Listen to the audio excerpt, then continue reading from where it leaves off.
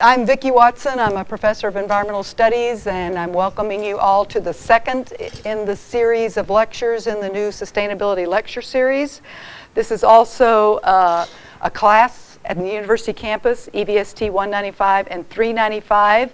So I'm going to ask two questions and you can take your pick. Tonight, as you will soon be hearing, we're going to hear from a couple of members of the mayor's task force on the Best Place Development Project, and each of them has maybe a slightly different interest in getting feedback from you. You're going to be getting introduced to Jim Foley of the university a little later, and Jim Foley's question to you is, what are some elements of sustainability you'd like to see in this Best Place Project Development Plan? Some elements of sustainability and any concrete ideas you have for getting those elements of sustainability into Missoula's development plan. And you can think about that through the whole lecture tonight. We also have Robert Rowe from Northwest Energy, and he would like your ideas on how Northwest Energy can become a more sustainable utility and help contribute to any city's sustainability plans, including Missoula's. So your ideas on how Northwest Energy can become a more sustainable utility. And again, both of them are going to talk about some of these ideas, so I just wanted you to kind of know up front that we're expecting some feedback from you. But you don't have to write on both. If you want to write on both, you can. But if you don't want to, you can just say, this is for Jim Foley. I'm providing feedback on that question, or this is for Bob Rowe, I'm providing feedback on that question. And I will restate the questions perhaps more clearly after I hear their presentations afterwards. So our sort of moderator tonight is Dr. Robin Saha. He is a professor of environmental studies who teaches our students about environmental politics and policy.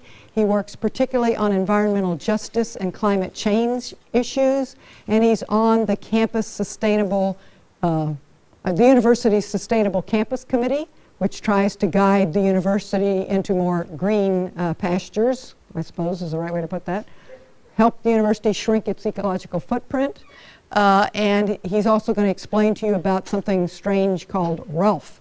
And probably tell you about another number of initiatives the university is doing, and then he'll introduce our panel.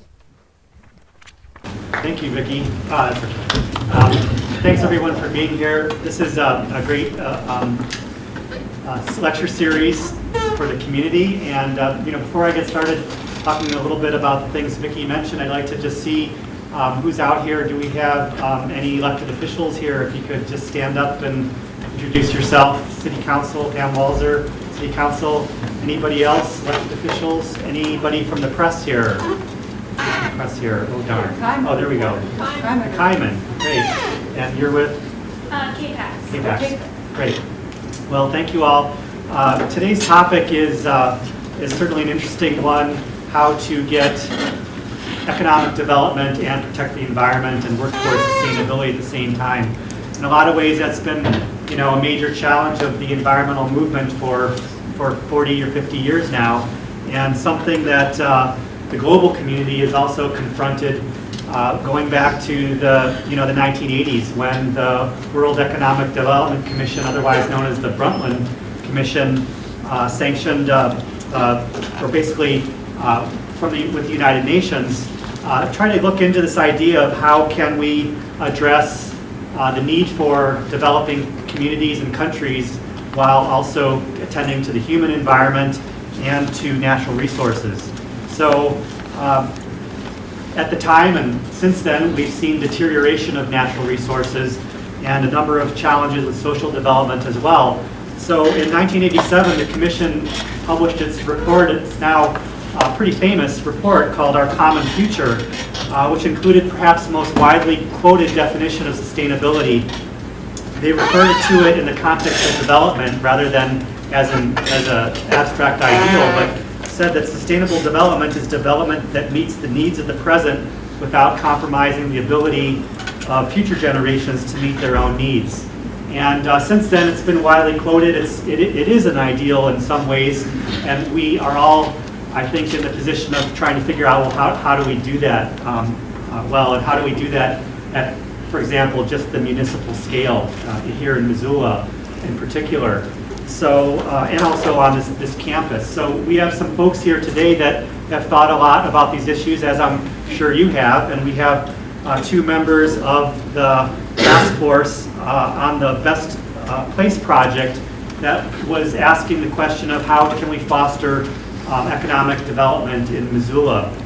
I'm not so sure it was asking how can we foster sustainable economic development in Missoula, but certainly it's a discussion that by having this session here, the Sustainability Lecture Series, we hope to jumpstart. And we'll, I'm sure, go beyond this session today. One thing that I would like to mention that Vicki brought up in terms of sustainability on campus is the revolving energy loan fund, and there is a fund that students have set up with an optional student fee about last year, and it allows students to make proposals to put their ideas for sustainability on campus into action by submitting proposals that can be funded for fairly sizable chunks. There's tens of thousands of dollars in the fund, and every semester students can submit their own proposals. They need to work with someone that's a building manager on campus, and I'm the chair of this committee. It's mainly the decisions are made by students, and you'll be hearing more information and some announcements and some sessions where you can learn more about that. So I just wanted to let you all know, if you're thinking, gosh, this is great talking about it, but I want to do something. Projects that were approved last year was our first semester of reviewing and projects. Included installing energy efficient washing machines in 2 of the residence halls on campus, and also a heat sensor switch in the exhaust fans in the laundry rooms of Jesse and Aber halls, which are large dormitories on campus that will shut off those exhaust fans when there's not a dryer in use. And right now they run 24/7, 365. So, and also motion detector switches in the laundry room. So those are the types of projects. Also, there's a project approved for a building energy monitor in the dorms to allow full dorms to sort of see how much energy they're using, and perhaps even have contests to see who can reduce their energy the most. So those are some exciting things that are going on campus, and certainly you'll be hearing more about those from Jim Foley in a minute. I did want to mention too one other thing, that if we could turn the projector on real quick, or can I do that? There is a report coming out very soon that some students of mine and I have written in which we did the greenhouse gas inventory for the city of Missoula. And this was the first of its kind that was done in such a comprehensive way. And somewhere around here, I've got, it'll pop up, but it's basically called the Missoula Greenhouse Gas Emissions Inventory and Analysis towards a blueprint for municipal sustainability. And it includes a number of recommendations, policy recommendations for the city to move forward on reducing its carbon footprint and its energy use, and at the same time save a lot of money in doing so. So please look for that, and I also would love to hear what your ideas are, because I'm sure we haven't thought of everything there is to think of, and so this is certainly a community project in a lot of ways. So one of the things that I think today's panel will introduce for us or have us be thinking about is, how do we balance those things like jobs and the environment? And we've so many times in the political rhetoric we hear, we're told we have to choose one or the other. Do you want good jobs or do you want environmental protection and quality of life? And I think we've come to recognize through leadership of recent presidents and others that that is a false choice, and that we can have both, and that we actually must have both if we're going to have a sustainable society. So we need to have the environmental community and the economic development community, the business community involved in those types of discussions. So far, from what I can tell, the report and recommendations for the Best Place project has not been that inclusive process. Certainly it's an important first step for Missoula, thinking about what is its economic development future. And the questions, the hard questions, have yet to be asked, such as what type of economic development, for whom, and at what cost, and for what benefit. So what is really striking and stark about this report is that it only uses the word sustainability once in its 50-some pages, and it only has one reference to the environment, and I'll read that reference. It's on page 3. It says, as a whole, the business community feels that Missoula public officials, in particular the City Council and regulatory agencies such as the Office of Finance and Grants, are tremendously anti-business and create a hostile rather than fostering environment for business to succeed. So that was the context in which environment was used in this report. And, certainly there's probably plenty of merit to that claim. It's certainly a common refrain. And I think the environmental community would probably have a similar complaint against City Council and the mayor that they're not doing enough for the environment. And so there's an old maxim in politics that if nobody likes what you're doing, you're probably doing a good job, right? So in any case, I guess the question is, how do we get past that no one being happy? How can we create a common goal, such as our common future of the Brundtland Report, and make those ideals of sustainable development a reality? So fortunately, I don't have to answer that question. We have other folks that can try to tackle that for us. So I'm going to introduce our panelists, and then they'll come up and have some presentations for us, and then we'll have some question and answer. So starting out first today, we'll have Jim Foley. He's the Executive Vice President of the university. He was born and raised in Montana, got his education at St. John's University, and was the former staff director for Congressman Pat Williams. He was also the former chief of staff for Senator Max Baucus, and he's been a member of the Mayor's Task Force on the Best Place Development Plan. We also have Mr. Robert Rowe. He's President and Chief Executive Officer of Northwest Energy, or Northwest Corporation, and he has been since 2008. He resides in Helena, Montana, and holds a BA from Lewis and Clark College and a JD from the University of Oregon. He is co-founder and senior partner of Dahlhoff, Rowe, and Williams, a specialized professional service consulting firm that advises on financial and regulatory matters for the energy and telecommunications industries, and has served as a commissioner of the Montana Public Service Commission from '93 to 2004. He's also president of the National Association of Regulatory Utility Commissioners, and also a member of the Mayor's Task Force. We have, raise your hand, Kaia Peterson. She's a senior loan officer for the Montana Community Development Corporation, and she'll tell you a little bit about what MCDC does.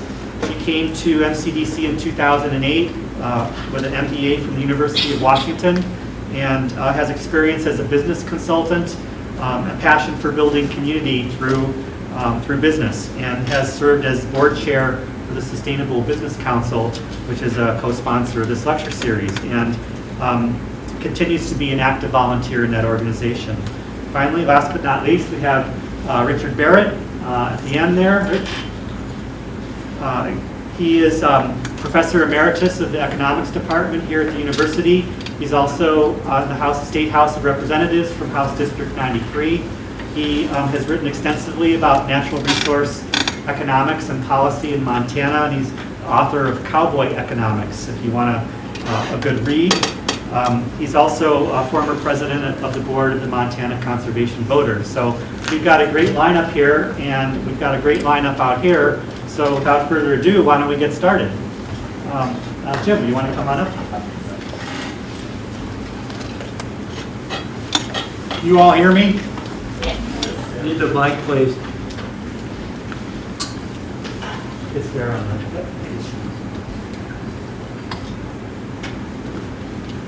How about now? Good. Thanks, Dr. Saha, and let me thank Dr. Watson as well for putting this together, because I think this is one of those matters when you talk about sustainability and good jobs and the environment. It sometimes is very misunderstood. Sometimes people understand the importance and sometimes they don't. So thank you very much for taking the time to do this. I think in the 21st century, in which we're 10 years in, it does matter that we have these conversations, and it does matter that we go forward with some recommendations, not only to the mayor, but to the legislature and Representative Barrett and to our congressional delegation. Let me begin by, I think, reminding people what happened here on our campus here with regard to sustainability. I will tell you from the outset that I've been on this campus for 5 years when I moved back from Washington, D.C., and without students and faculty, with all due respect to my fellow colleagues that are executive officers, I'm not sure, and the Sustainability Committee, I'm not sure the University of Montana would be where it's at today without their effort, without their push. When Dr. Saha talks about the revolving loan fund and the climate change issues on our campus, and I don't say that because students are here, I just think it's really important to remember the institutional history of how we got from point A to point B on this campus. So thank you for doing that.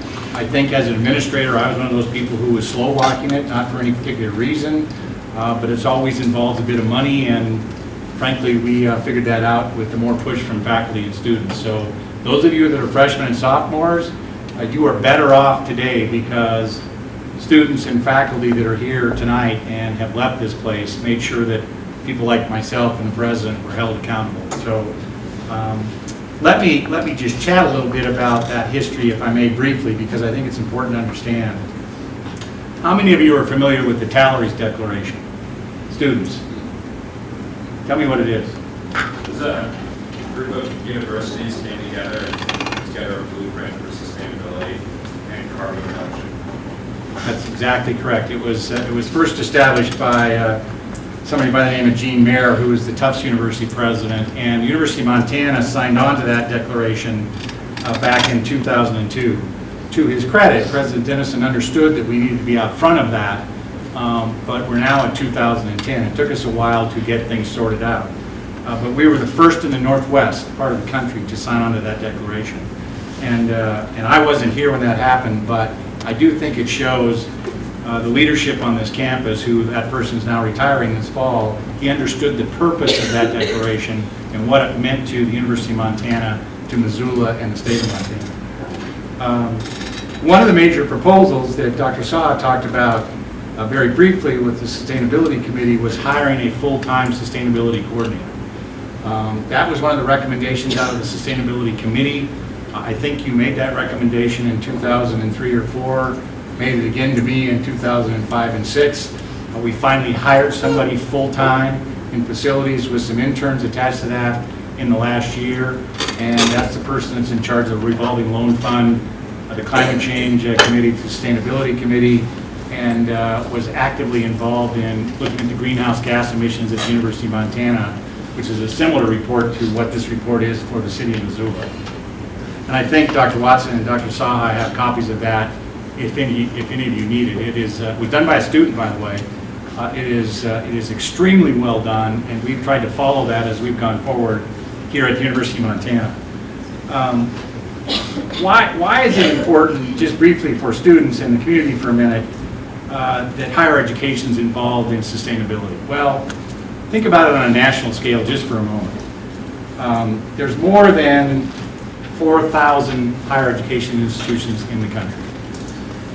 It's a total of more than 14 million students. It's the farm team. It's where we're going in the 21st century. They operate with annual budgets of almost $300 billion. So higher education does play an active role in what's going to happen here. Those are powerful resources, by the way, even in national terms, we're talking about $300 billion. In Montana, think about it in these terms with the Montana University system. We have nearly 45,000 students. If you add up all the higher ed institutions in the state. That's as big as any major public institution in the country. In a state our size, we should be proud of that. The university system in Montana has $1 billion budget. People misunderstand that sometimes. By the way, the University of Montana is about a third of that. Montana State University, our sister flagship school, is about another third. And the rest of the affiliated campuses is the final third. The other thing that I always like to talk about, and this is, I'm going to segue just for a moment, is, you know, folks talk about young men and women who graduate from the university system in Montana leaving the state. The fact is that's just not accurate. The vast majority of graduates at the university system stay in Montana. I can't guarantee you they always work in a job that is in their course of study, but they stay in this state because they like the place they live, they want to make this a better place, they like public service, they're involved in conservation efforts. So keep in mind the vast majority of our students stay in the state of Montana. Let me just kind of conclude on a couple of things of why sustainability and the efforts that were done by students and faculty on this campus matter. And it folds into what's going to happen, which I think is going to happen with the Best Place project.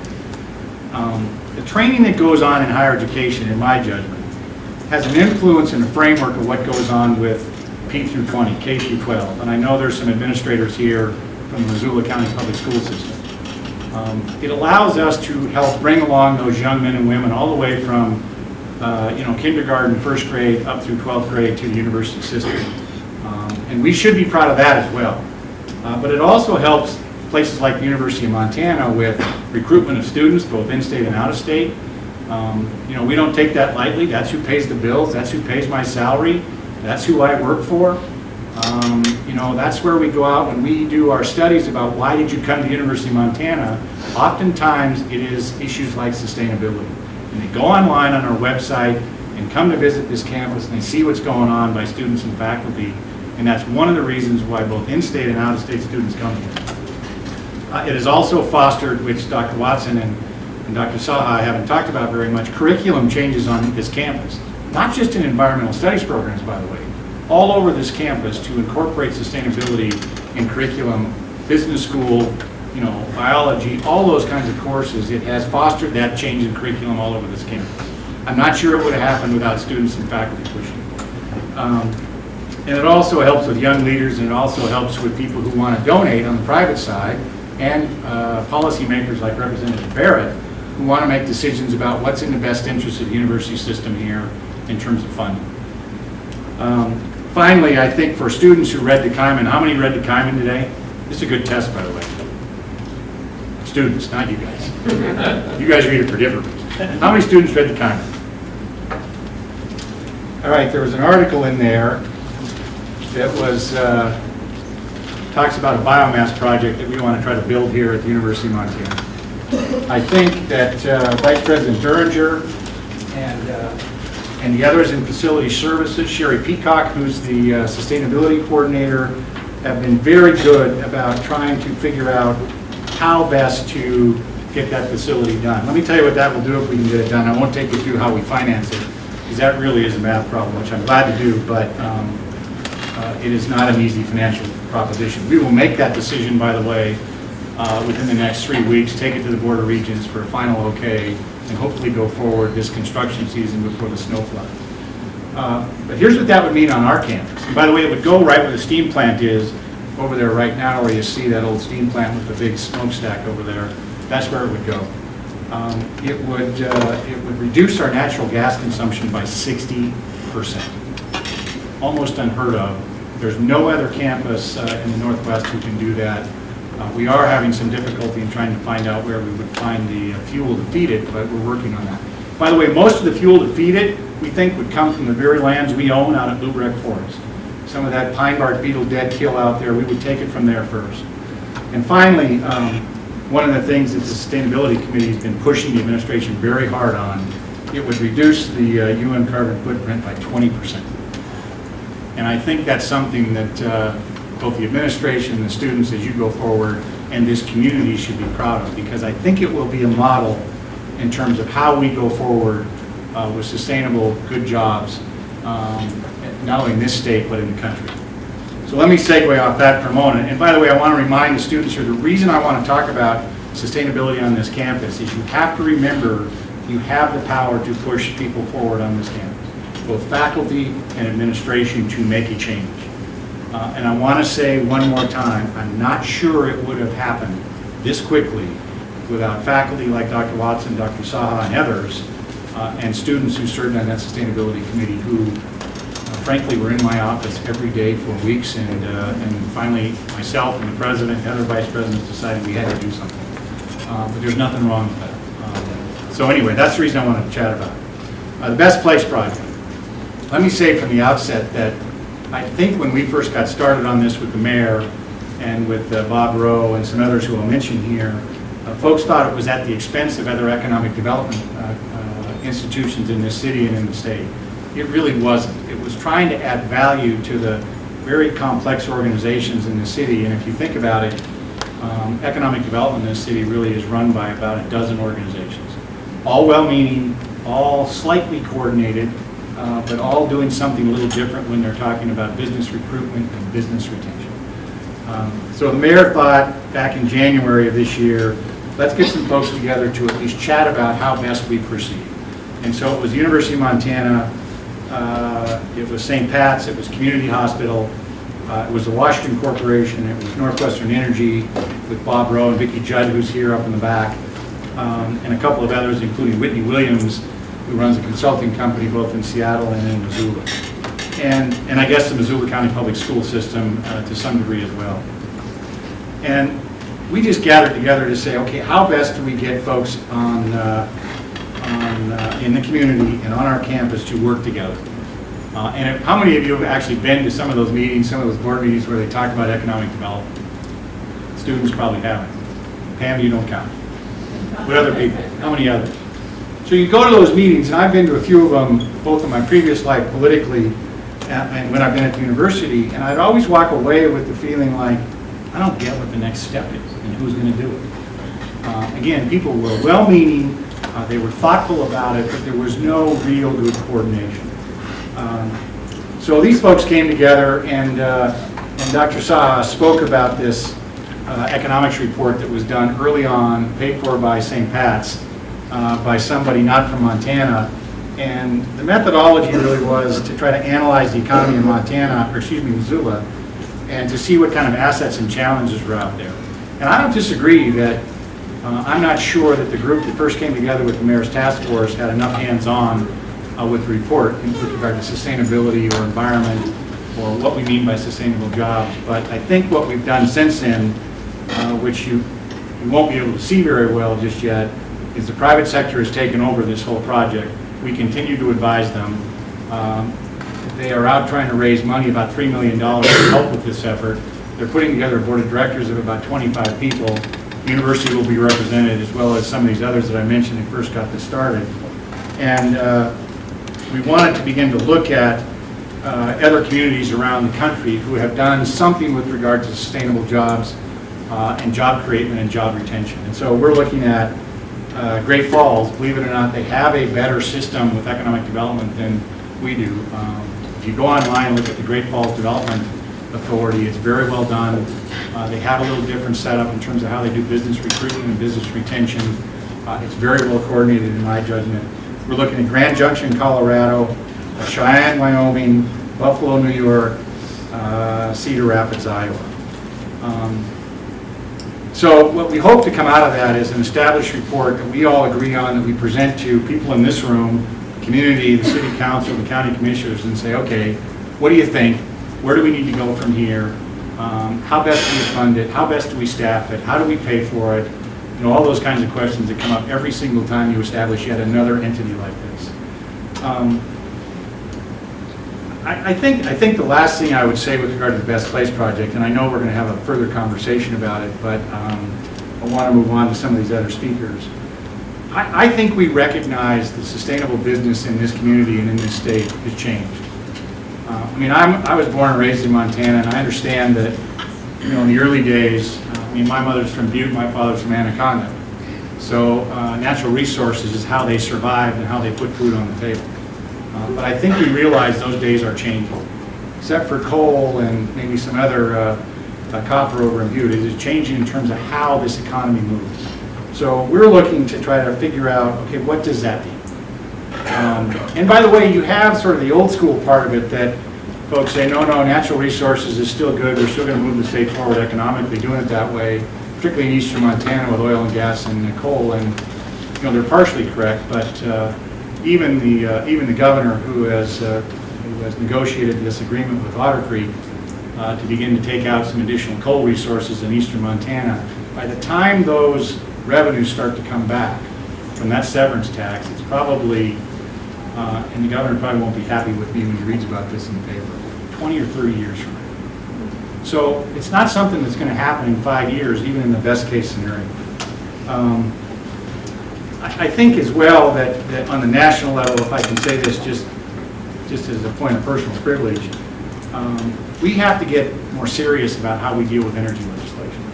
And this is different than climate change legislation. And I think because of elections coming forward, people like Senator Harry Reid and others, who's the majority leader, recognize that probably trying to move something through this year is still a possibility. And I actually read an article in the paper down in Las Vegas today that he said, I want to try to get a good bill. I want to try to bring it forward. I want to try to bring it forward this year. And he was speaking at a Clean Energy Summit about sustainable jobs and what that means to the country and to Las Vegas. I also think that, again, this is my own personal opinion, I also think leaders clearly understand that our environment and national security depend on sustainable business. And sometimes that's hard to articulate, but I think national leaders understand that because it's tied to our economy. It's all tied together. So I hope that the legislation that they're talking about includes incentives for companies to become more sustainable, because right now it doesn't. But we need to think about that, and you all can help with that as students writing to our delegation in Montana. And I guess just in closing, you know, one of the things that we always talk about is, you know, is it politically correct? Is it politically the right time? Is it politically okay to move forward energy legislation that matters to this country, to the state, and to cities like Missoula? And, you know, frankly, I just think it's the right thing to do. And I spent almost my entire adult life in politics and made a lot of decisions and recommendations based on what was the politically right thing to do because it benefited us politically. But I think this is different. We're in a different time. And so the challenge for us in the next few years, not just in Missoula, but in the state and in the country, is creating what I call a politics of investment. And so during the time of political austerity, we need to make sure that we're trying to fund not just the future, but we're not funding the past. We don't want to fund what was in the past. But I also, I guess in closing, would tell you that this is going to be not only in the state level with Representative Barrett, on the city level with City Councilperson Walzer. It's a titanic battle in order to get this conversation going to talk about it. And I think the time is right to do that.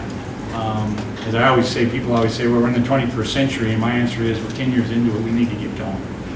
Thanks very much. I look forward to chatting with you more and answering the tough questions you have. I will tell you the mayor wanted to be here tonight to listen. We're going to have a task force meeting, I think, the beginning of next week, so I'm anxious to report out the comments here. And again, I appreciate Dr. Watson, you putting this together. I think it really does matter to not only the university, but to Missoula and the state. Thanks very much.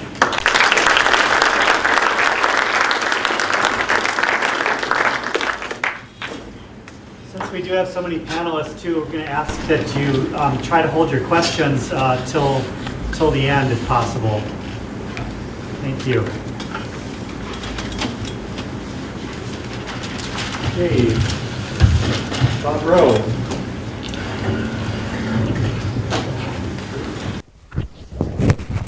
Thanks. And Vicki, where are you? There you are. No, Vicki, you too. Vicki is one of our most sustainable employees. She's worked here in the Missoula community since the 1980s. A lot of the things that, everything that Dr. Saha mentioned that I've done in my checkered past is in the past, other than working now for Northwestern. Relevant to the topic tonight, what I did at the start of my career included working with Vicki when I was a public interest lawyer at the time, and she was working for Montana Power, trying to get people's power back on when they were payment challenged, working on weatherization programs, things like that.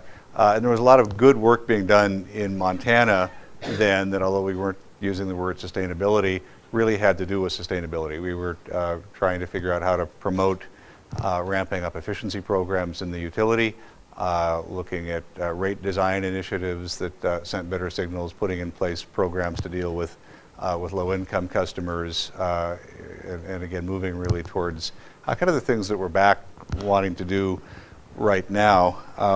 To get this to work, I just got to wave it around in the air, and it. I think this usually hit the arrow on the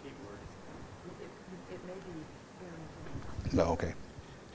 Well, I've got a lot of slides, which I promised Dick Barrett I wouldn't spend too much time on them, but I'm going to start actually with some questions for all of you, if I could. I've got a couple slides on what Northwestern Energy is. It's different than what the company used to be. Some comments on our role in the community and all the communities we serve. Some specific comments on our role in Montana, and then some comments on the Missoula project specifically. You've got some documents we passed out, then a couple of up here, and I think Dr. Saha has an electronic copy as well, so we don't have to do the paper. If we did nothing other than just talk about these questions, I'd actually be pretty happy. All of you, directly or indirectly, are customers of Northwestern's, and so you have opinions about what we do as a company, the kind of service we provide. How many of you actually write a check to us every month? How many of you feel really good when you write that check? Oh, good, thank you. Oh, good. But that's a good example. In fact, you write a check, and you may or may not really like writing that check, but you probably would rather have your bill be lower on the one hand. On the other hand, you'd probably like to see us deal with issues such as reliability, diversity of supply, efficiency, on and on and on. Sometimes even as an individual, it's hard to reconcile all those things. But first question is, what role do you expect your utility to play in the regional and the local economy? And we've got don't be shy, we only have a few minutes. Providing green energy. Providing green energy. What else? Jobs. Jobs. And you pay taxes. And pay taxes, go pay taxes. Long-term goal of reducing your output and therefore our consumption. Reducing our carbon output or energy output? Energy. Energy output, okay. So moving more towards efficiency. Okay, good. What else? That's a pretty good list right there. Russ, you're being un-Russ-like tonight. So what role do you expect us to play in the community? I think encouraging people to use less energy, but also showing people how, or like low income, to like kind of how they can use less, and maybe help subsidize low income families, maybe charge more for energy so people are encouraged to use less energy, so that it's a win-win for both So work with low income agencies, low income customers. Yeah, and then encourage people to have less impact on the environment. And then you said something kind of dangerous too. You said raise rates to encourage or to discourage consumption? Yeah. Oh, okay. Don't run for office. And what are some definitions of sustainability? And I love the one that Dr. Saha started with, actually. That was perfect. When you think of sustainability, what does that mean to you?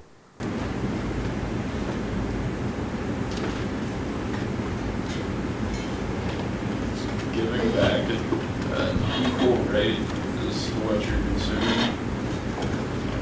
Overall picture. Giving back at an equal rate to what you're consuming. Put back what you use.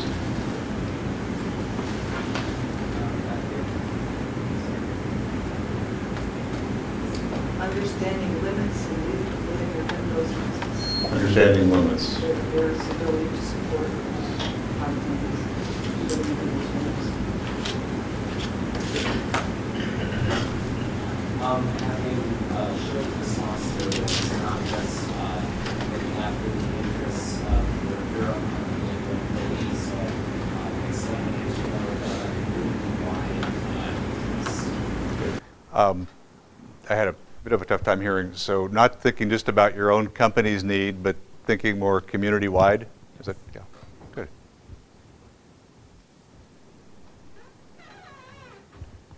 Local sourcing.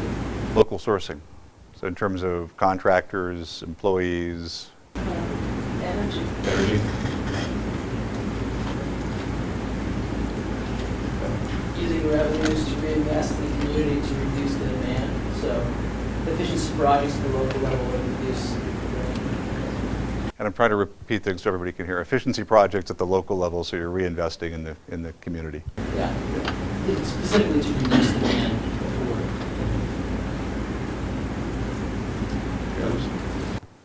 Again, a good list. And I think you may have answered some of this. What might be some elements of a sustainable utility? Anything we haven't talked about, you haven't brought up that might fit in there? Self-sufficient. In self-sufficient in what sense?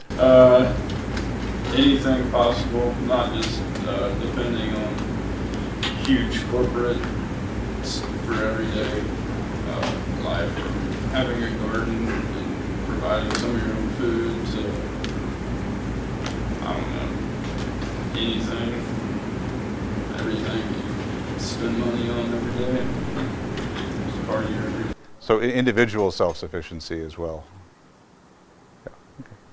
How about Encouraging diffuse sources. Diffuse sources. I mean, geographically diffuse. Instead of all such concentrated, centralized energy sources, but more diffuse, from even solar power and wind power on individual homes and so on.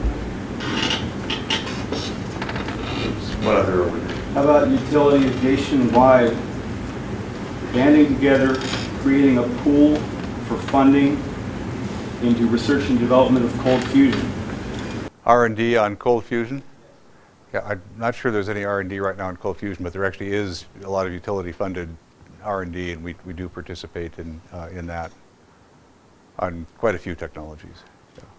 Yeah. I don't think cold fusion specifically. Grid improvement? Grid improvement? Distribution, transmission, both? Yeah, moving grid, so it's more efficient and safer. Okay. And then just real quickly, how do you expect us to support local economic development activities, if you have views on that? What should we be doing, again, in addition to providing utility service? One answer could be you shouldn't do a thing. You should stay out of it.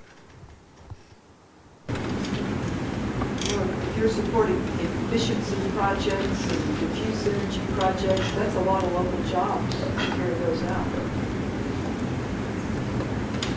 I think that they should also be, utilities should be some of the most integrated and newest ideas that are coming into the community. I mean, it should be a role player. It's huge in all of our lives. So we should be having the most sustainable, eco-friendly, closest local utility support that we can have that makes our community special. So you said a lot of things there. Kind of local, close to the customer, innovative, kind of a source of innovation, I think was one big theme there. Yeah. But not dumb innovation, presumably. Yeah, eco-friendly innovation. Yeah. And one strand of Montana's energy history was some really dumb innovation. Yeah. Okay. Well, and we could probably do this for a long time, but I'm going to, now I'm going to make Dick Barrett mad here. And this is, I actually, within the company, we think a lot about the idea of sustainability, and it brings in some other things too. I've been with Northwestern 2 years. One of the things that was fun to do was get employees together over a really big service territory to rewrite our vision and mission. And remember, this is a company that Montana went through deregulation, kind of a self-inflicted wound, ultimately went through bankruptcy when it decided to become Touch America. In South Dakota, the utility was a great community-focused utility with a real spirit of service. Some different folks got a hold of it at the corporate level, and they went through the same thing that Montana Power did, except they kept the utility intact. So with all that history, this is how our employees ended up describing their vision of what they do when they go to work every day. Enriching lives through a safe, sustainable, their word, energy future, and the mission working together to deliver safe, reliable, and innovative energy solutions that create value for customers, communities, employees, and investors. And I had some heartburn kind of letting employees go off and do that, because what if they came up with something I didn't like? And I loved it. It was perfect. You can't really see this. This is just a kind of a summary of who we are. One of the biggest service territories for a small company in the United States. Montana, we are distribution, transmission, and getting back into supply after Montana Power sold the dams, the coal plants, with one exception. South Dakota, vertically integrated, mainly coal-based because it's a Midwest utility. We just actually brought our first wind farm online last year. We are the gas utility in South Dakota, Montana, and Nebraska. Montana Power is one of the only utilities in the country that actually owned its own natural gas, which was a really neat thing in terms of dealing with price volatility. Big presence in Montana, but in terms of nationally as a utility or as a company, pretty small. But we take our role in Montana seriously. This is, I had some of our engineers actually involved in a project Russ is helping us with, map out the company, and the blue is rural. The urban, and the Montana definition of urban is the green, and then kind of the mixed is the combination. We are a very rural company, and it's tough territory to serve, and that really does create what I think of as some sustainability issues. This is just, again, what your bill looks like post-deregulation, and it's sort of a basic sustainability. This is where we live. This is the regulated transmission and distribution rate. That's where we earn our return or our profit. This is the pretty stable price. This is what you pay for electricity. This used to be Montana Power until they sold it. So this is basically us, for the most part. We're kind of moving back into owning some generation, and this will change. But the question from a utility perspective, was this a sustainable model either for customers in terms of how, because the theory of deregulation was you're supposed to go out and sign up your own power contracts, and there would be lots of suppliers queued up investing in plants and coming to reach you. So that's kind of, from a utility perspective, that may not be very sustainable. From a customer perspective, there's some real challenges too. And this is the gas side. And this, again, the regulated T&D where we live, and wildly fluctuating natural gas prices. Now the good news is, in the current economy, we brought the supply prices down pretty tremendously. But that's, to me, a sustainability question in a number of ways. Is it a sustainable business model? Did the utility make responsible decisions about what businesses it was going to get into, about its treatment of its customers ultimately? Was it going to be around for the long term? And is that a realistic way to provide energy, particularly supply, particularly in a rural area such as the one we serve? So what do we do regionally? Since we've got our heads up out of the sand over the last couple of years, we're very active on a regional level, interstate level, working with other utilities, working with Bonneville Power. Real interest, obviously, in developing renewables in Montana. We do have joint partnerships with other utilities and BPA on some facilities, the Colstrip plants and Colstrip line. So again, regionally, we have a presence. I think there's some value to Montana in that. What do we do in Montana? And this, you, I think, did a nice job of touching on a lot of these things. We're one of the biggest employers in the state, very big payroll, 5 minutes. Pay a lot of taxes, and I think that's, if you're on a school board in local government, that's important. And heavily invested in infrastructure. In 2010, over $200 million invested in just the infrastructure to serve customers in Montana. And in Missoula, 107 employees here, $8 million payroll, a large number of customers throughout western Montana, $10 million capital budget, $7 million in local property taxes, and a pretty big community presence just in terms of the charities charities and other activities that we support. A lot of activity in distribution, transmission, energy supply. Russ is involved in a project we have going on, a stakeholder project. We have 4 or 5 of them actually, looking at the distribution infrastructure. What should we be doing in the gas and electric systems to ensure that they're safe, reliable, adequate for decades to come? Part of that, and on supply again, going from owning no supply in rate base, the dams all sold off, to rebuilding stable sources of supply. How do you do that in ways that keep prices affordable, move towards diversity, bring in renewables? And then specifically, what do you do on demand side management or energy efficiency? If the model is to, if we make money by selling you more, how do you move off of that energy delivery model to an energy services model? And we're actually, over the last couple of years, we've got back to where the company was at its height and are really delivering pretty significant amounts of energy efficiency. One of the things we did with a group of employees just a couple of months ago was bring out the PhD economist who headed the National Science Foundation's, the efficiency part of the National Science Foundation's Energy Futures project. Some more on the efficiency side. Here is just a little bit on the smart grid pilot. There's a lot of buzz about smart grid, a lot of value in it. Because ultimately somebody has to pay for it, we are layering our smart grid work onto our distribution system investment. Russ wants to see it go faster and quicker and come to Missoula. What we're doing is try to figure out ultimately what makes the most sense, what's cost effective overall, and so we're taking a pilot approach to it.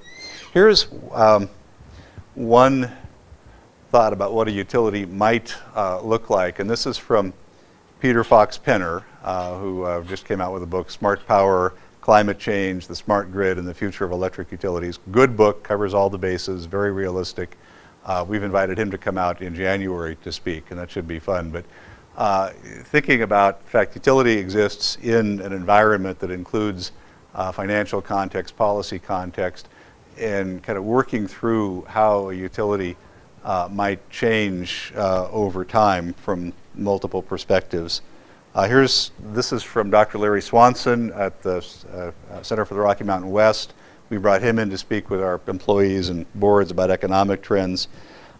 Here's how, at least I think, of what our role can be on economic development. This is kind of getting back to what the assigned topic was. Some basic lessons. First of all, don't try to push string. You can't fundamentally change the character, particularly in the near term of the area that you're working. So you have to understand the demographic trends. You have to know that Montana is graying. You have to know that populations are moving towards the larger towns. There are things that make more sense than others. Clusters, hubs. Missoula is very much a hub. If you remember Dan Kemmis's book from a number of years ago, he was right. The relationship of rural and urban areas. That's important to us. Again, if you look at our service territory, and one of the values of our employees is they like serving rural areas. They like being out in the storms, in their trucks, getting service restored after a storm. That's important to them. They like knowing who their customers are. skills and the attributes of a workforce are key, and you have to pay attention to the quality of the environment, the natural environment, the built environment. That's obviously a strength of Missoula. And again, infrastructure, infrastructure, infrastructure of all kinds, and that's what we can really do. In terms of the Best Place project, I don't live in Missoula anymore. I used to. I wouldn't presume to tell Missoula how to go about economic development. But again, my general, but I support, and the company is interested in supporting, good local efforts around our service territory because we live where we work. We live in the communities that we serve, and I believe in getting people together to do good work. My comment again is focus on the things you do well, focus on your strengths, and be patient. Economic and community development are fundamentally very, very long-term propositions. This is, again, back to the theme of sustainability, and this is something that, again, within the company, as we think about where we are, how we want to change over time, trying to honor a number of competing, reconcile a number of values in terms of affordability, diversity, on and on and on. This actually really does work for us. It doesn't necessarily work for every company, but the idea that you have obviously an economic bottom line, social bottom line, and again, it's all the good work that Vicki and others have done in Missoula for decades, and an environmental bottom line. And you're trying to just always move more in the right direction, but recognizing that there's always more to do. So this is, I think, in general, a guiding direction, but we are all imperfect, and there are no silver bullets to any of this. So, thank you. Hope I didn't go too long.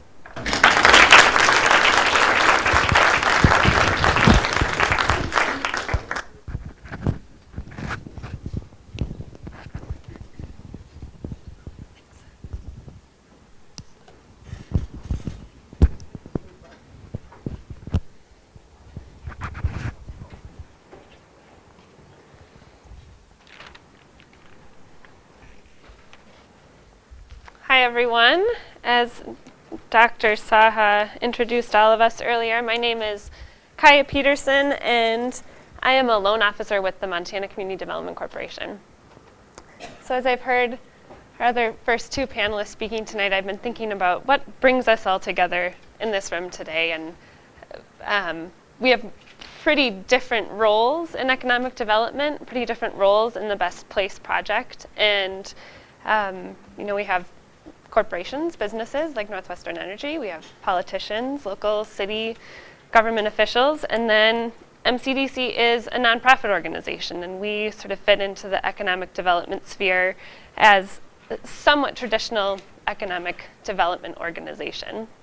So I want to tell you a little bit about what MCDC does, so you know who we are, and then I also will tell you a little bit about how we look at sustainability, and also what we're seeing in the Best Place project and what we think some things are for Missoula to consider going forward. So the Montana Community Development Corporation, as I said, it's a nonprofit organization, and we work specifically with businesses here in Missoula and across the state of Montana. And our work is in two parts. One, we provide financing through loans, and the other, we provide free consulting services to business owners to help them prepare business plans, get marketing plans together, figure out how to grow their businesses. We've always been based here in Missoula for almost 20 years now, and have focused on Western Montana, and just recently expanded to another office over in Bozeman. So our interest is statewide, but our home is here in Missoula, and we have a very strong interest in what happens here in this community. For those of you who aren't very familiar with economic development entities or the work of MCDC, where we fit in, there are traditional financing organizations or institutions like banks and credit unions.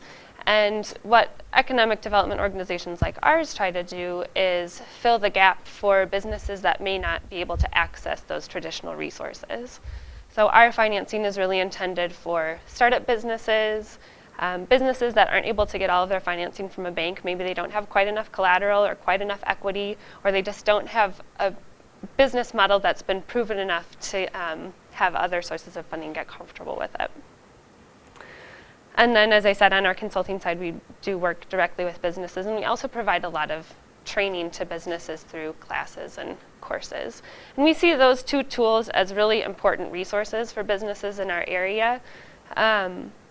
When we talk about economic development, we talk a lot about retention of existing businesses, recruitment of businesses from outside of the area, outside of the state. The space that MCDC works in is really specifically around retention and providing resources for businesses that exist here or entrepreneurs who are in Montana who are interested in building businesses here. So you've heard from some of these other folks today, there are a lot of different entities and organizations involved in economic development, maybe 12, maybe 15, who provide different resources. And as a business owner coming into this community, it can be very difficult to figure out which resources are the best for my business and how am I going to be able to succeed. And I think that is one of the key problems and challenges that the Best Place Project is trying to address. So I'll talk a little more about that later. Sort of where MCDC fits in terms of sustainability, that last slide that Bob showed is a perfect segue for me because that's really how MCDC looks at sustainability. We look at a triple bottom line approach. Can we as an organization promote economic sustainability, equity, or social sustainability, and then also environmental sustainability? And can we encourage that value set and that view on sustainability and that implementation of sustainability in the businesses we work with? I have to say, in practice, we have done quite well, and we really do have a very strong handle, I would say, on the economic and on the equity portions of the triple bottom line. I think the environmental portion is one that economic development organizations, MCDC included, continue to struggle with in implementation. Where our economic and equity focus happens is, most economic development organizations really focus on job creation and job retention as a key metric. And I'll just diverge a little bit for a second. My background is in environmental studies. I got an undergraduate degree in environmental studies. I worked for small environmental nonprofits, and then I went on to get an MBA. And so I have a very strong personal commitment to the environment, and I would say that's true of a lot of folks at MCDC. But when it comes down to our economic development work, our first sort of metric is, can we create jobs, and can we create businesses that are going to thrive and grow and be economically sustainable? The sort of next layer of sustainability and the impact that we try to create, beyond just creating jobs, can we create quality jobs? And that is something that you'll see written in the Best Place Project proposal, that job creation is important, but we also recognize that we don't want to just continue on the trend of Montana having the lowest wages in the nation. We want to see wages increasing. We want to see benefits provided that help employees have high quality life, so affordable health care, opportunities to advance in their careers, and asset building opportunities such as retirement funds. So some of these things may sound very basic, like, yeah, of course, that's, you get a job, you get a salary, you get a benefits package, but that's not always the case. And there are a lot of jobs out there that don't provide all of those benefits.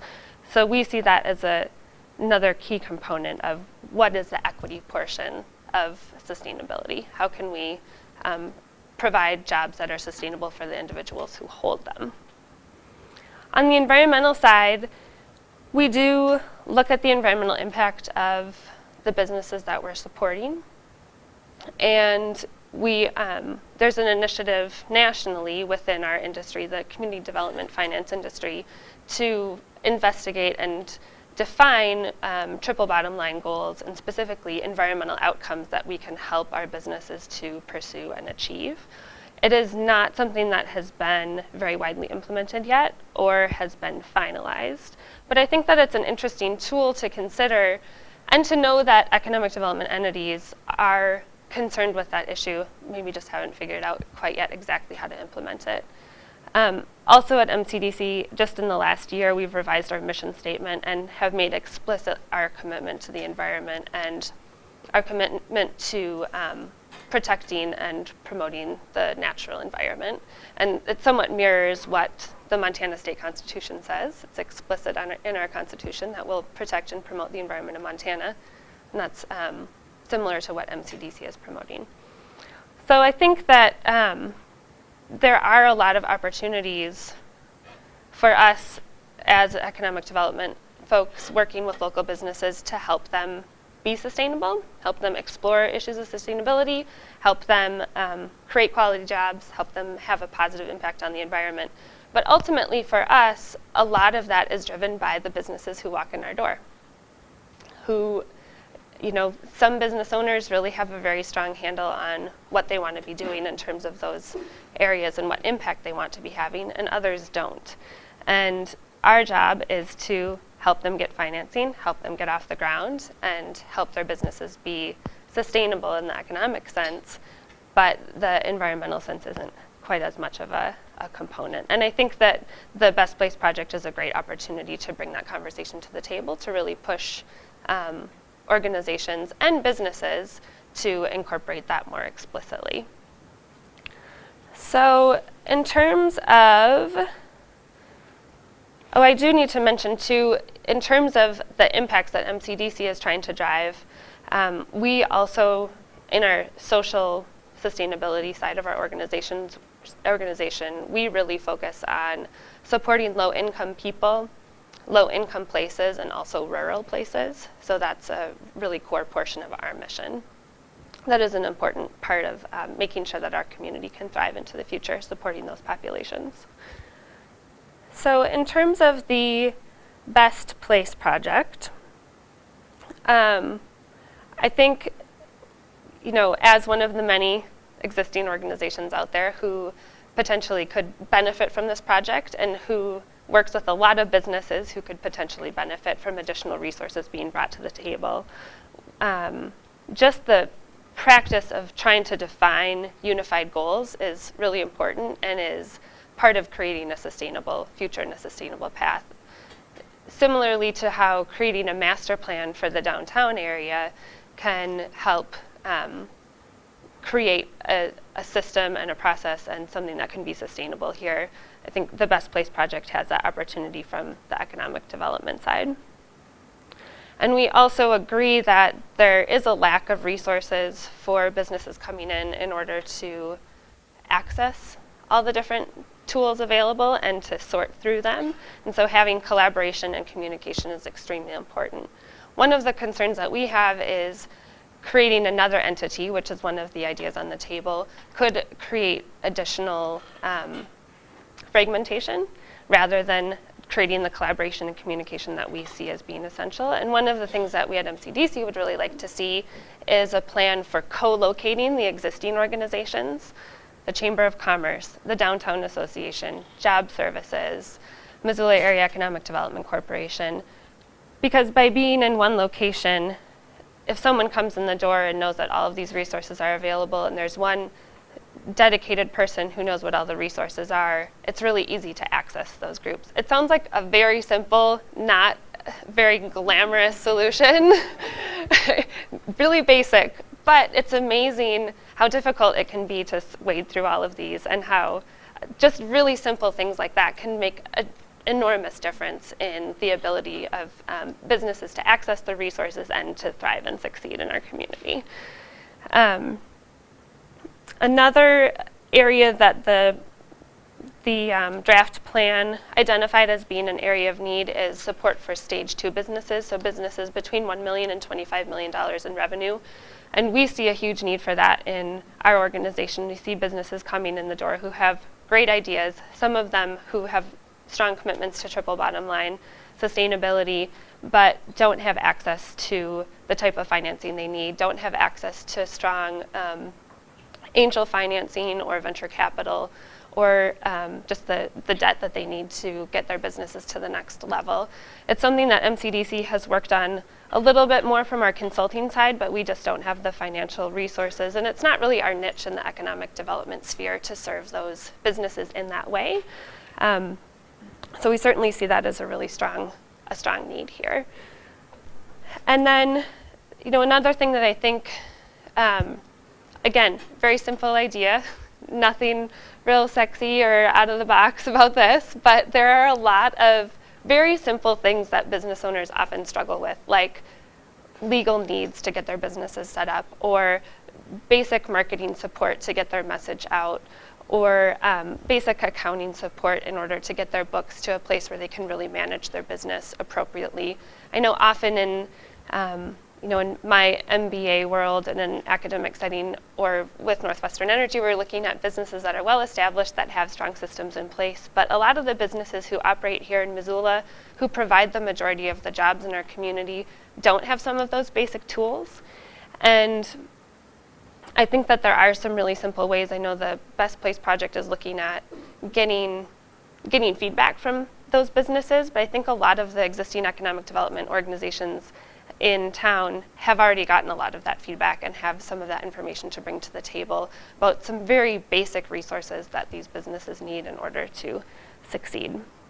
So I know that's not along the lines of environmental sustainability in the way that Dr. Saha originally set up the conversation, but I do think that we're trying to look at it holistically, and MCDC is trying to come to the table with sustainability in the triple bottom line, from that triple bottom line perspective. And I believe that you can't really have environmental sustainability if you don't also have economic and equity sustainability as well. And we still are trying to help businesses just accomplish one or two of those things, let alone three. So not all of the businesses that we work with achieve triple bottom line, but I think in the long run that's a wonderful goal for us to work towards, and something that we hope that the Best Place Project will help to advance.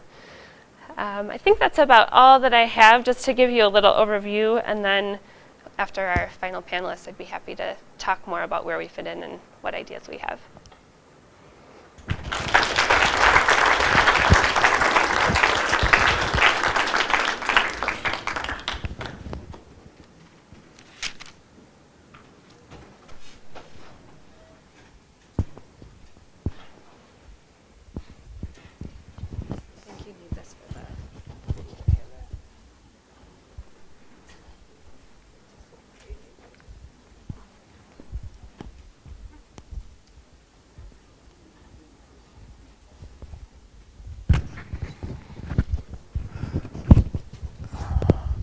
Robin said that the title of the book that I wrote with Tom Power was Cowboy Economics, and that's not right.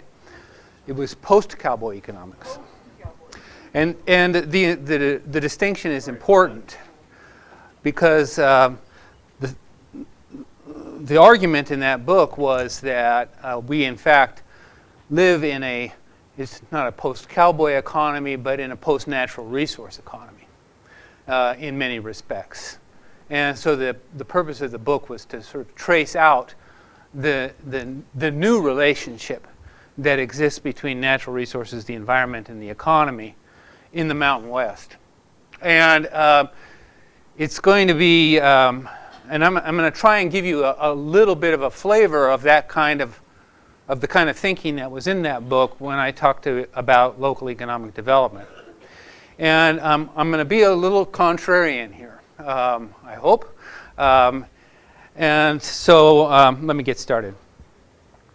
I'm assuming that we can all agree that when we talk about economic development, when we talk about local economic development or sustainable local economic development, we're talking about a qualitative process. That is, we're talking about a process that we hope improves the material conditions of people's lives. And we're going to measure that in things like income levels, in measurable economic magnitudes like income levels, unemployment rates, wage levels, measures of equality or inequality, measures of stability, and so forth. Those kinds of economic characteristics, qualitative characteristics of the way the economy behaves. And then there's a bunch of ostensibly non-economic goods and services that we enjoy, that we derive from the natural and the constructed environment, that we derive from social services, that we derive from community institutions, that we derive from government, that don't have price tags on them, but certainly compose an important part of our economic well-being or our material well-being. Okay? Now, economists think of those things as economic, okay, as having economic value. They may not have a price tag, and they may not have they may not have any sort of overt commercial value, but they're definitely economic in that they are a source of material well-being. And economic development means that that collection of stuff, both the clearly financial, commercial, economic stuff, and all that non-financial stuff, the value that we derive from the environment, from the social and the natural and the constructed environment, from government, from the community, and so forth, that all those things are going up together. Okay? That's the qualitative meaning of economic development in a community. Okay?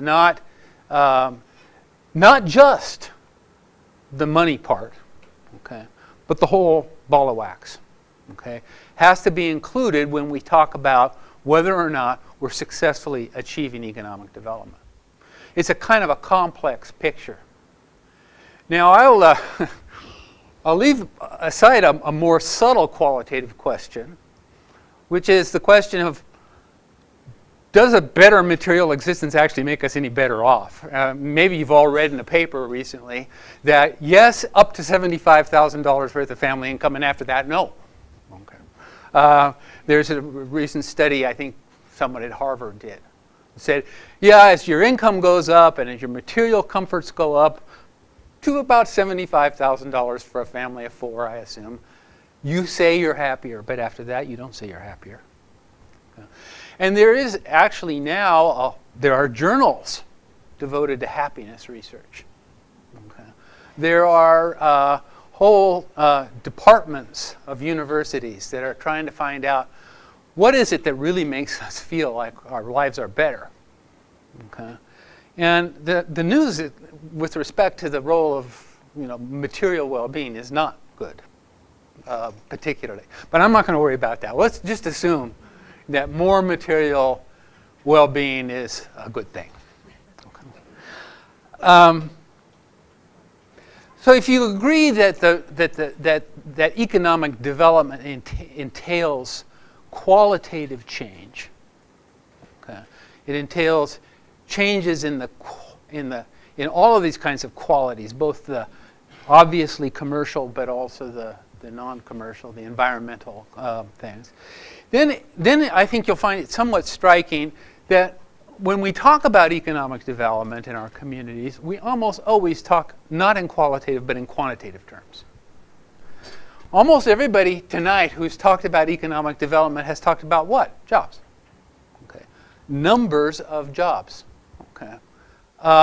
And that's not the same thing as those qualitative changes. Now, is there some kind of confusion here? Is it these people all sort of missed the point? No, of course they haven't missed the point. Because what we think we know is that when we have quantitative growth, when we have more business activity, when we have more jobs, when we have more employment creation, we're going to get, as a result, the kind of qualitative changes that we want. After all, it sounds sensible, doesn't it? If there's a if we can create more jobs, isn't the unemployment rate going to go down? If we can create more jobs in our community, isn't that going to, as we demand more labor, isn't that going to make wages go up? Aren't we going to have better paying jobs? Doesn't that sound? No, it doesn't sound plausible. Well, it isn't plausible, actually. There's a lot of slippage, okay, in that relationship, and the reason is that local economies are tremendously open. Okay. Resources flow in and out of local economies, labor, capital, natural resources, everything flows in and out with tremendous ease. And the result of that can be that our efforts to improve conditions by, for example, fostering more quantitative growth, more jobs and so forth, those efforts can get simply swamped out by people coming in to take advantage of them. One of the research projects that I did, I thought it was interesting. I was about to say one of the interesting research projects I did. You know, you may not think it's interesting at all, but I thought it was. Okay. One of the projects that I did was I looked at all of the rural counties in the western United States, in the Intermountain West. And I looked at the growth of employment and the behavior of wages, or earnings per job, and unemployment rates in those counties, all of those counties, over about a 15 or 20 year period. And I wanted to ask this question. I said, what happens when job growth accelerates? Okay. So that you take a county and for whatever reason, it was growing, say unemployment was growing at 1.5% and it goes to 2.5%. That's a dramatic increase in the rate of employment growth. Okay, from 1.5 to 2.5%. And the answer is that following that acceleration, the unemployment rate does the right thing, it goes down. For how long? 1 year. And then it goes back to where it was before. Following that acceleration, wage growth goes up, as it should. That's what we wanted, right? For how long? 1 year. And then it goes back to its previous level. What happens there is, of course, is that the initial impulse from additional growth it affects unemployment rates and it affects labor markets and so forth, and wage levels. But then, as people come in, because of all that mobility, as people come in to take advantage of it, the effects are attenuated. So we don't know, and we can't count on accelerated quantitative growth resulting in the kind of qualitative economic development that we're really looking for. This kind of mobility, I think, has a number of interesting implications. One is that there are significant limitations on what we can actually accomplish. As I say, just from the illustration that I just gave you, we can make an effort, and we do make an effort, and it's worth doing, to support job growth in our communities. But but we're really operating in a very difficult arena. Okay, we're operating in an arena where we are buffeted by forces that are outside of us, that are much more powerful to a great extent than what we can actually bring to bear on the problem. So that's one implication of this kind of mobility and openness. Another one is that in terms of sustainability, and it's sort of in the physical sense of sustainability, some things are not very important. There are some kinds of limitations that are not very significant. Some kind of sustainability limitations that are not very significant. For example, we probably local economic development is sustainable even if there isn't a local food supply. Now, there's all kinds of reasons to like local food production, but places can grow. Local areas can grow very, very, very big without producing their own food. They eat well in New York. Okay. So it's not, that kind of constraint is not necessarily significant. On the other hand, there are obviously some kinds of resource constraints like space or water or clean air in the airshed those kinds of constraints, which we can't overcome by importing. We can't import space. Okay? We can't import water, but it gets pretty expensive. We can't import clean air. So those kinds of constraints are very important. They do threaten the sustainability of our expansion, of the expansion of the local economy. So it's important to distinguish those two. A third important aspect of ignoring this openness, to me, is that we're inclined to not really understand what the source of our trouble is. Okay. Right now, it's hard to say this because, of course, right now we know that jobs are a huge problem. Okay.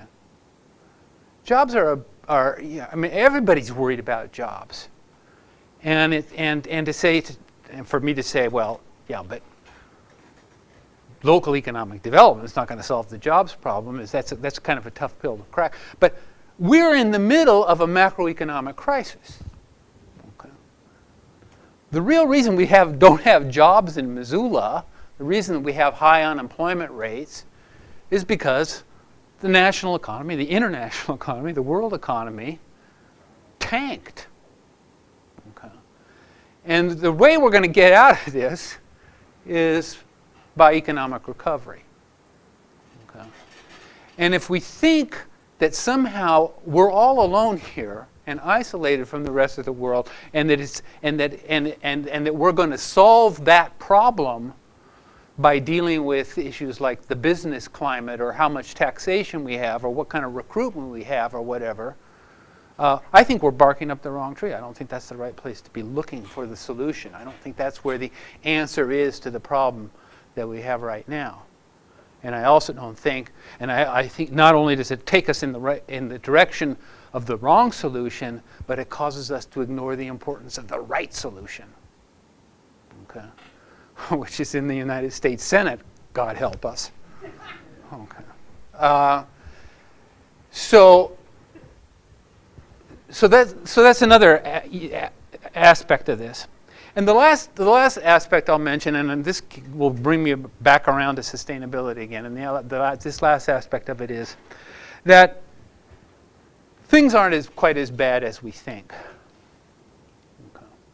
Okay.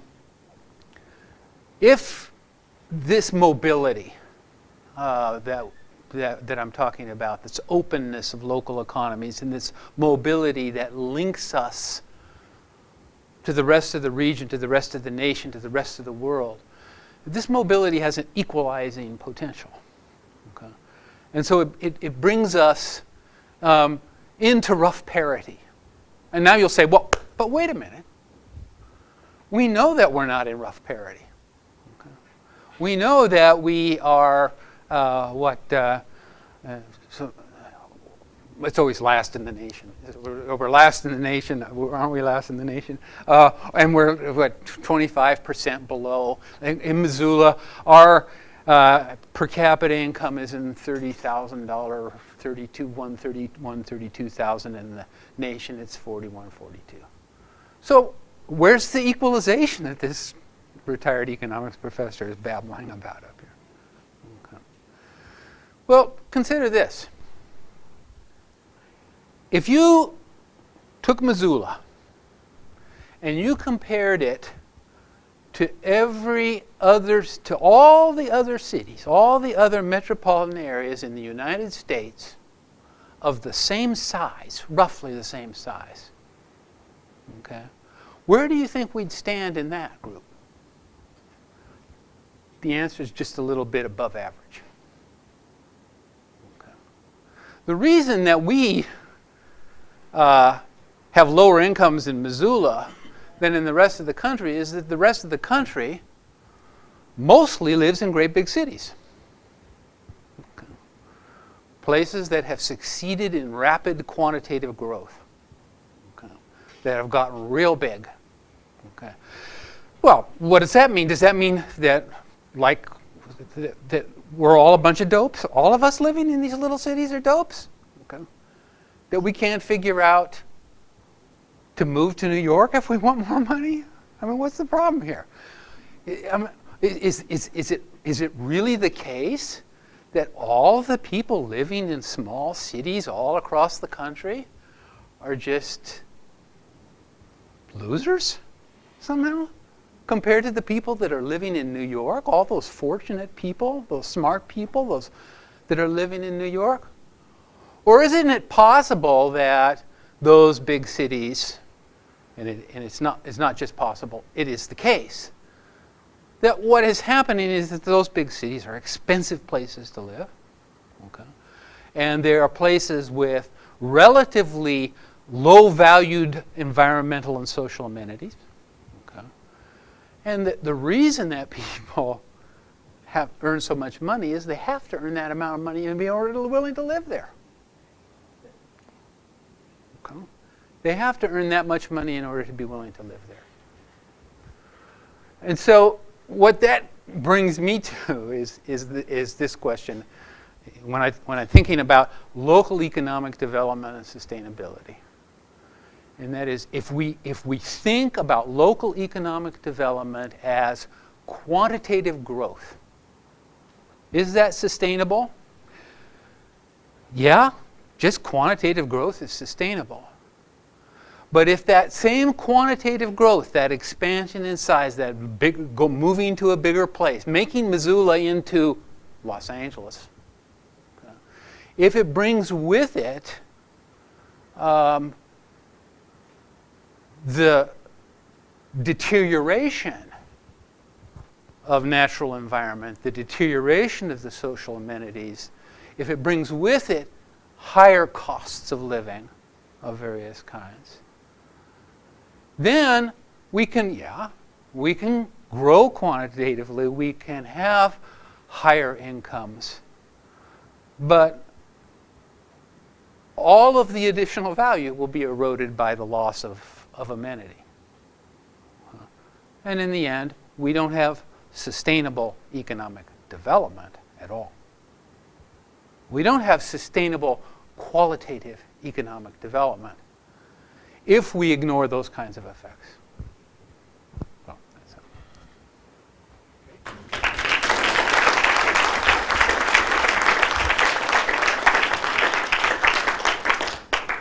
Invite the panel to come up here to the firing squad seats, and we would welcome comments and questions. We have about 10, 12 more minutes to go. I'd like to thank all of our panelists for great presentations, very educational and inspiring, and in some cases provocative, thought-provoking. So thank you. Would anyone like to take a shot? Yeah. I'll take a shot. Mr. Foley, you said something that was very interesting, that the sustainability and the green efforts were really forced by the students. And a lot of great ideas were brought by the students of the University of Montana. And so keeping that in mind, I'm wondering on the Best Place Project board, the 25 people that are going to be on there, will the students have 1, 2, or more seats on that board? Tonight, as many as they want. I think there's value in, I mean, part of the reason that I talked about higher education playing a role in this, it really is the farm team as we come forward about what's going to happen with economic development in this city and this state. And so, yes, I mean, I took that very seriously to look at this crowd here on a 9 o'clock at night on a Wednesday night that they wanted to talk about this, that's something I will take back and make sure they have representation, and it's serious representation. It's not just checking the box. And I'm on a board with Jeff here, and we have a high school student on our board. And it's absolutely amazing what that person brings to the conversation. Yeah. And I also would add that, you know, part of the reason that I talked about students playing a role in what's happened with sustainability at the University of Montana is I don't want people to forget how valuable that was. I mean, governing is at all levels is hard, including at the University of Montana, but sometimes I think we talk to one another enough that we don't realize how important it is to the constituency that we're trying to serve. So I hear you, and I take that very seriously. A question and comment for Dick that he probably knew was coming. I didn't see as much controversy or disagreement as you would imply you were going to treat us to, with one exception. In a macro sense, I mean, the issue is national or international, but an implication that I think maybe the opposite of what you suggested is that therefore there ain't much you can do locally, and I would have expected you actually to argue more that some of the things I was suggesting are valuable because they improve the quality of the place where you live, and those things are kind of probably more under our control and under the control of the Congress or the IMF or whoever it happens to be in terms of the built environment, the natural environment, long-term commitment to education. And those are the kinds of things that I think create the space in which Kaia and her folks can perform their magic. I don't want to sound negative about the ability of the community to provide for its future. But I guess my fundamental belief is that that we can provide for the future, and that particularly means providing for the future of relatively young people. I mean, I'm 68 years old. This probably not much of what we do is going to make much of a difference in the time that I've got left on this mortal coil. But I do think that, you know, we can provide for the future of our kids. But I think that the real way that we do that is we don't develop places, we develop people. You know, we attach it to the people, because if we're talking about a society that's mobile, where people are going to be going places and doing things, and if we're talking about a society that's advancing because of new knowledge, because of new ideas and technology, their dissemination and their adaptation and their adoption, then the best way we can provide for the future of the people in our community is by educating. And that it seems to me, that's the thing that we can do that we know will help people that we're trying to help in our communities. Okay. You know, if I just may follow up on that, Dick, it is, in the state of Montana, it's counterintuitive that the demographic group of 18 to 24-year-olds is growing necessarily. In fact, it's declining. And it's probably in the nation as well, although my economist professor would know that.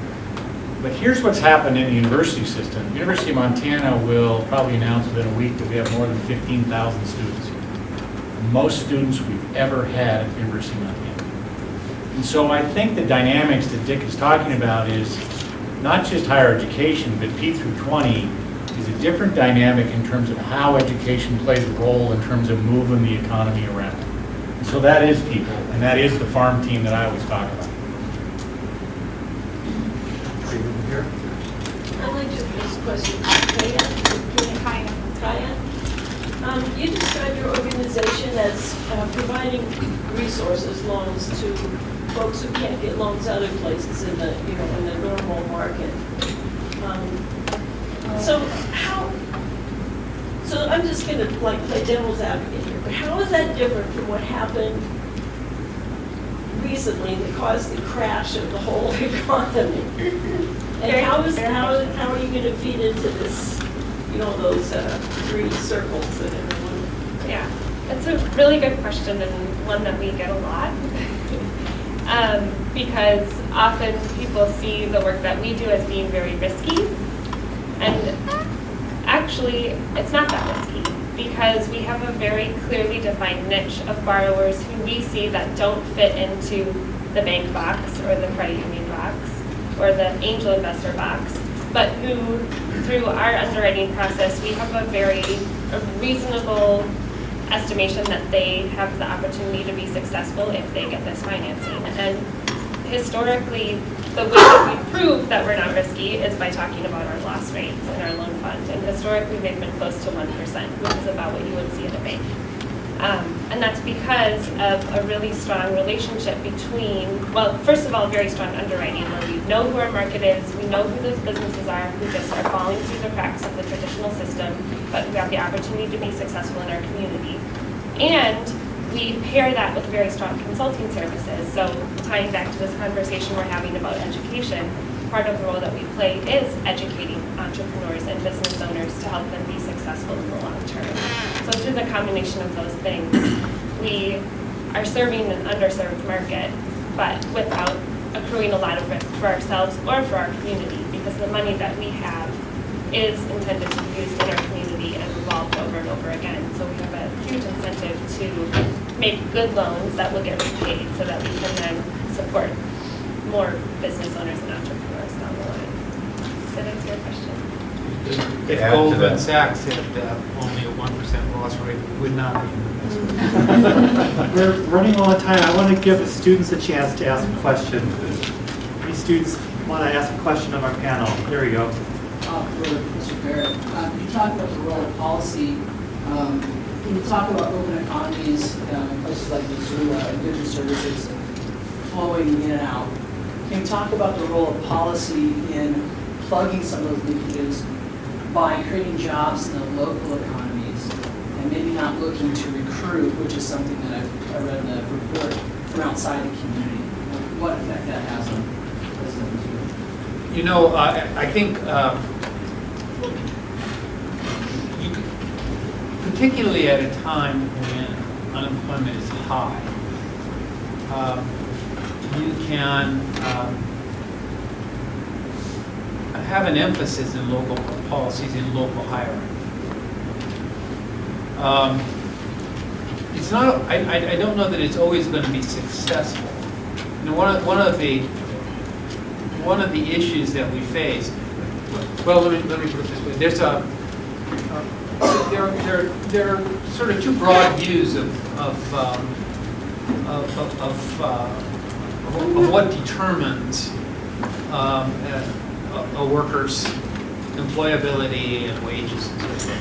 One view is the kind of job that the worker gets, and there are certainly characteristics attached to jobs that have nothing to do with the person who occupies them. But the other part that's important is the characteristic of the worker itself. Now, historically, we have typically thought in this country that you know that it was your personal characteristics that sort of dictated your fate, not sort of the luck you had in getting a job or not getting a job when those jobs were being rationed. So there's always the question always arises when we create jobs. Is it going to really be possible for anybody in the community to step into them? So when we create these kinds of opportunities, are we really creating opportunities for people in the community, or are we creating opportunities for people from outside the community? We may even observe, as a result of creating high-quality jobs, we may even observe an increase in average incomes. Does that mean that the people who are in the community are getting higher incomes, or does it mean that higher income workers are coming in and replacing the lower income workers who are leaving? Bob, who is one of the fastest slide flickers in the world, shot past you a slide from Larry Swanson, and it said the second most rapidly growing industry in Montana is medical. Those are good jobs. We can be happy. The fastest growing industry, the second fastest growing industry we have in the state of Montana is a good jobs industry. But are people who are currently impoverished, living on limited incomes, Medicaid, assistance, are people who are going to the food, are those people taking jobs in medical care? No, they're not necessarily. And that, we can see progress there, but it's not necessarily. But there's something a little bit illusory. That's why, again, I say people who are creating high wage jobs in medical care is not the way that we're going to help those people. The way we're going to help those people is by educating them so that they can take a high wage job somewhere, and it may not even be here. Maybe somewhere else. But I'm not sure. But nevertheless, you can have policies that emphasize local hiring. They're not always going to work. And even if you do succeed in local hiring, if the effect is to say for a whole bunch of people to say, look, in Missoula, they're really putting people to work. Let's go to Missoula. And then we'll have a bigger high unemployment. I thought I was asking good questions at the beginning and raising conundrums, but thank you for that one. I think it's important for us to think about, and all of the questions and solutions and recommendations and work that folks in this panel are doing and you out there are doing are certainly going to get us one more step past these conundrums. And they're good ones to think about. So thanks all to all the panelists for helping us through this.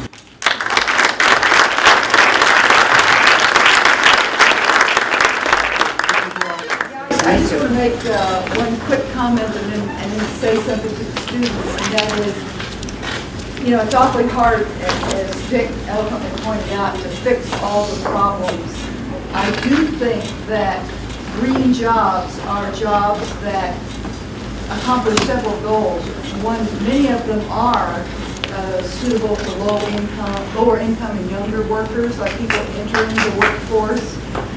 Things like local food systems provide good jobs for them, and I mean meaningful jobs, not just whether they're high income jobs or not, but they're really meaningful jobs they really care about and enjoy. And the Green Blocks program that helps people to insulate and put in more energy efficient furnaces and so on. Again, those are like our COT students that are in that energy program in the COT. So these are really good entry-level jobs, and those are important too, not just the real high-income jobs as well. And some of the kinds of businesses that MCDC has invested in. Some of these smaller green businesses are the very sorts of businesses that do hire these entry-level people, and we want those kind of jobs too. And I agree with you, Dick, that when it's a wonderful place to live, you're always going to have a high unemployment rate because people are just going to come here anyway, no matter what, whether they get a job or not. But we can still try to provide as many meaningful jobs and jobs that do more than employ people. They also are helping shrink society's ecological footprint, if you will, because that's why you want to have a local food system, not because we can't import the food, we certainly could, but by having a local food system, that food itself has a smaller footprint, and that's a good thing for the people. I mean, we feel good about that. We feel good for accomplishing these things. I really do believe green jobs are these great entry-level jobs and jobs that do more for society than just employ people. They're, solving all sorts of other problems at the same time. So they're worth doing anyway, even if they never do lower unemployment. I wouldn't want anybody to take my remarks to mean that there were that jobs aren't worth doing. I wasn't saying that jobs weren't worth doing. Of course, most jobs are worth doing. I mean, there are some things that I probably not, you could agree we would not like people to do, but they nevertheless get paid to do them. But the issue is not whether a job is worth doing or not. The issue is whether, in our restless pursuit of quantitative growth in jobs, whether we are necessarily accomplishing the qualitative changes in the nature of our communities, the material nature of our communities. I agree. I'd rather we focused on jobs that are meaningful and that do even more for the community than just employ people, rather than sheer number of jobs going like that. So I did ask the students earlier to provide feedback, particularly to Jim Foley, ideas for how to invest that money that those private entities are going out to raise all this money, how best to invest that in sustainable development in Missoula, and to Bob Rowe, ideas for the kinds of investments that Northwest Energy can make to make itself more sustainable and at the same time help make the region in which it works more sustainable. And I'm guessing that by the end of this lecture series, you're going to have even better ideas about that than you do tonight. So please turn in something tonight to know that toward the end of the lecture series, I'll ask those same questions again, and you're going to have even more good ideas, which we'll pass on to these guys again. So thank you guys again.